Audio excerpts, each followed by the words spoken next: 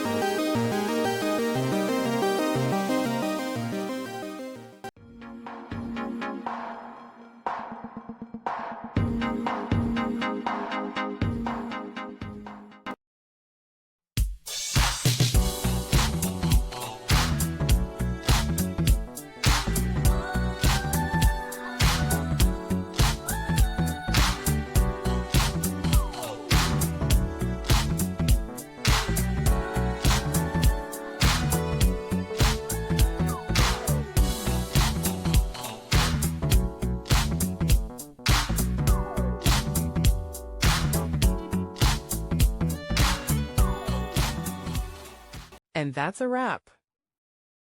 I hope you found the answer you were looking for. If you did, take a second to hit that subscribe button. It really helps out. And let me know in the comments which solution worked best for you. See you next time in the debug zone.